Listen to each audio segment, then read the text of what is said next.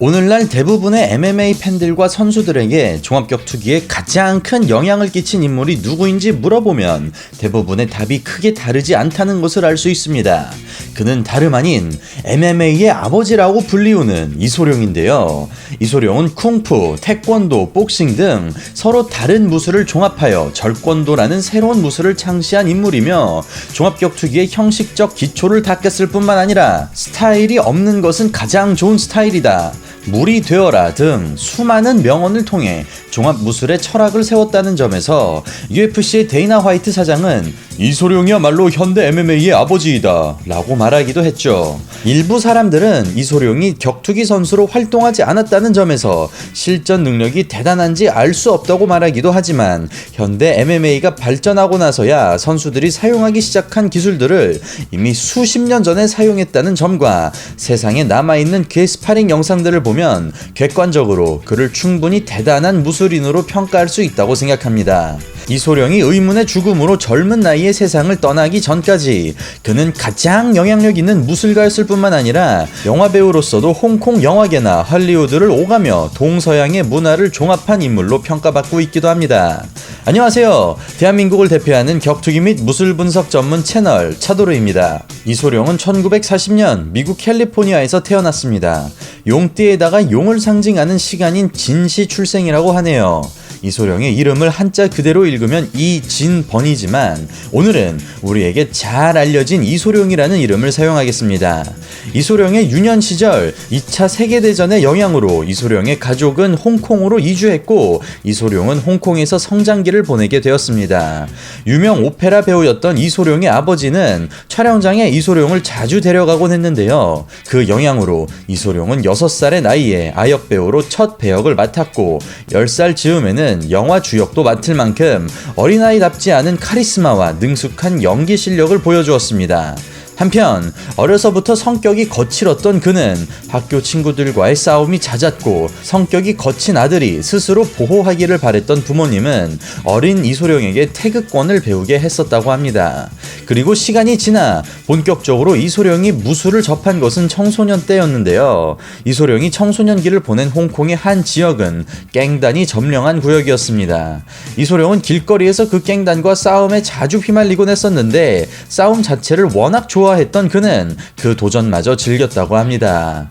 그러던 어느 날 이소룡은 평소와 같은 갱단과의 길거리 싸움에서 뜻밖의 패배를 경험하게 됩니다. 패배에 대한 수치심은 발전에 대한 의지가 되었고 이소룡은 본격적으로 무술을 배우기로 결심한 것이죠. 그 결과 이소룡은 철학자이자 무술가인 스승 밑에서 영춘권을 배우기 시작했습니다. 이때 배운 영춘권은 훗날 이소룡의 무술과 철학에 있어 가장 큰 영향력을 미친 무술이 되었죠. 참고로 말씀드리자면 이소룡은 학창시절 복싱을 배우기도 했는데 영춘권과 복싱이 섞인 스타일을 구사한 그는 학생대회에서 우승을 할 정도로 실력이 있었다고 합니다. 한편 무술을 배우고 나서도 이소룡의 길거리 싸움은 계속되었는데요. 싸움 상대를 가리지 않았던 이소룡은 범죄 조직원의 아들과 싸우기도 했고 경찰 또한 이소룡의 부모에게 되게 아들 문제가 좀 많아요. 싸우다가 한 번만 더 잡히면 감옥에 보내버릴 겁니다 라고 경고를 할 정도였기 때문입니다. 훈육뿐만 아니라 이소룡의 안위가 걱정되었던 이소룡의 부모님은 특단의 결정을 내릴 수밖에 없었는데요. 그것은 바로 18살의 이소룡을 미국으로 보내기로 결심한 것이죠. 미국으로 건너간 이소룡은 차이나타운에서 식당 웨이터로 일하며 평범한 나날들을 보내었습니다. 갱단도 없고 싸움도 없었던 그곳에서 이소룡은 투지를 불태울 무언가를 잃어버린 채 살고 있었죠. 훗날 인터뷰에 의하면 이 시기는 이소룡의 인생에서 가장 지루했던 부분이었는데요. 그 상황 속에서 이소룡은 분명 자신의 인생엔 특별한 무언가가 있을 거라는 믿음을 잃지 않았다고 합니다. 시간이 흘러 이소룡은 대학에 입학했고 철학을 공부하기 시작했습니다. 이소룡에게 철학이라는 학문은 엄청난 성장을 가져다 주었는데요. 학창시 시절 스승 밑에서 배운 무술과 대학에서 배운 수많은 철학 사상은 이소룡에게 함께 조화를 이루어 세상 이치에 대한 깨달음과 신체와 자아에 대한 깨달음, 그리고 진정한 무술의 의미에 대한 깨달음이 되었습니다. 그렇게 깨달음을 얻은 이소룡은 주변의 몇몇 친구들에게 간단한 무술 동작을 가르치면서 자신의 깨달음을 전파하기 시작했고, 머지않아 대학교 내에는 이소룡을 추종하는 학생 무리가 생기기 시작했습니다. 이내 이소룡은 본격적으로 제자를 양성하기 시작했고, 그는 영춘권에 대한 자신의 해석을 바탕으로 도장을 열어 자신의 이름을 딴 준팡궁푸라는 이름하에 동양무술을 가르쳤습니다.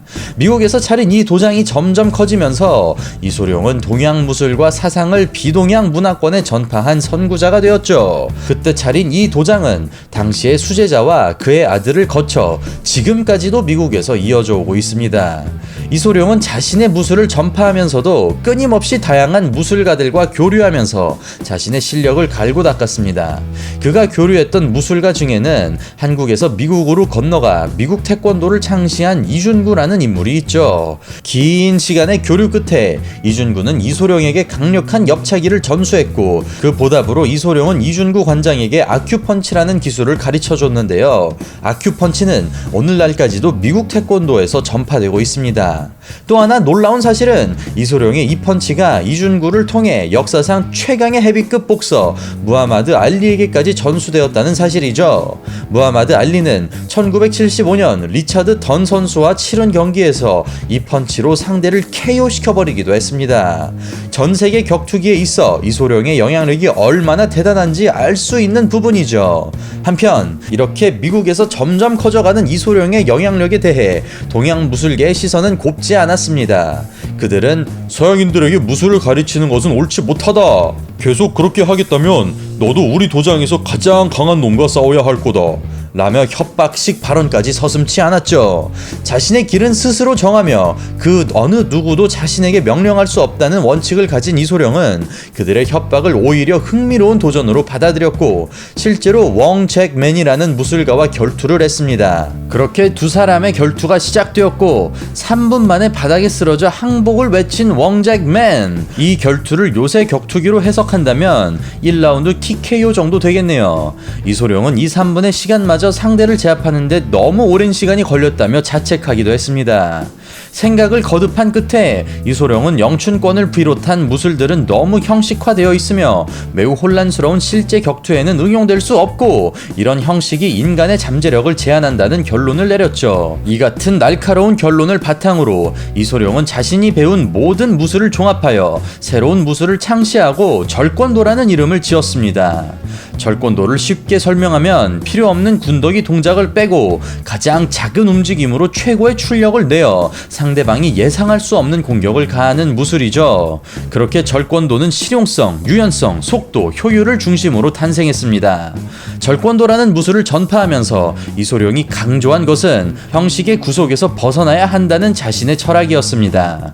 무술에서 자세의 모양이나 각도, 박자 등 방법론이 중요한 게 아니라 자기 자신의 몸과 정신을 완벽하게 이해하고 이를 상황과 몸의 움직임에 적용시키면 자신의 잠재력을 끝까지 끌어올릴 수 있는 대단한 무술이 탄생한다는 논리였죠. 이 때문에 이소룡은 많은 인터뷰에서 물 같은 상태를 강조했습니다.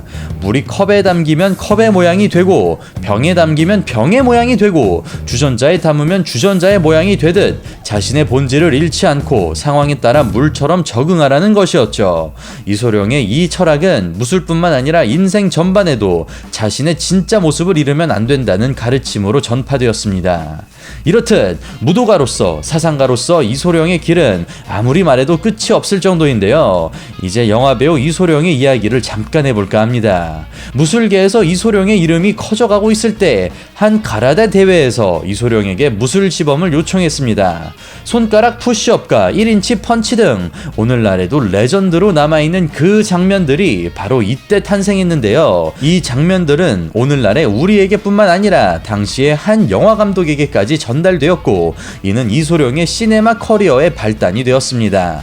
그린 호넷이라는 영화로 시작하여 영화배우의 길을 걸었으나 처음부터 오늘날의 인기를 바로 끄는 건 아니었죠. 여기서 직업 기회를 찾던 이소룡은 스턴트 코디네이터로 영화 속 액션씬을 연출하기도 했습니다. 그린 호넷에서 이소룡이 보여준 무술이 미국에서 매우 신선했기 때문에 이소룡이 무술을 배우고자 하는 헐리우드 스타들이 꽤 많았고, 이소룡은 헐리우드 스타들에게 1대1로 싸움 동작을 코칭하는 과외 서비스로 생계를 유지하기도 했습니다. 그런데 뜻밖에도 이소룡이 출연한 그린 호넷은 뒤늦게 홍콩에서 인기를 끌었고, 이소룡은 홍콩 영화계에 진출하여 슈퍼스타가 되었습니다. 당산 대형과 정무문에서 이소룡의 인기는 정상에 올랐고, 그때는 이소룡의 나이 단 32이었습니다. 그렇게 자연스럽게 이소룡의 인기는 미국의 헐리우드까지 퍼졌고, 가라데 챔피언 척 노리스와 촬영한 맹룡 과강에서 그 인기는 절정을 찍었습니다. 그때 당시 두 배우의 결투 장면은 지금까지도 영화 산업 최고의 파이트 씬이라고 불리우고 있죠. 그렇게 이소룡이 세계 정상에 위치해 있던 어느 날, 그는 아무도 설명하거나 이해할 수 없는 죽음을 맞이했습니다. 이소룡이 세상을 떠난 뒤 한동안 세상은 충격에 빠졌죠.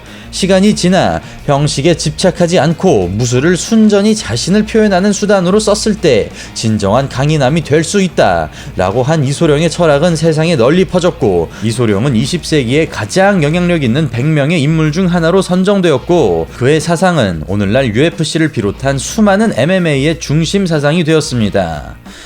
오늘은 자신의 철학을 바탕으로 절권도라고 하는 무술을 창시하여 MMA의 아버지라고 불리우는 20세기 슈퍼스타 이소룡에 대해 알아보았습니다. 형식에 얽매이지 않고 자신에게 집중하라는 이소룡의 메시지가 있었기에 오늘날의 종합격투기 그리고 개성 있는 슈퍼스타들을 볼 수 있게 되지 않았나 감히 생각해보며 오늘 방송 마무리하겠습니다. 저는 차도로였습니다. 감사합니다.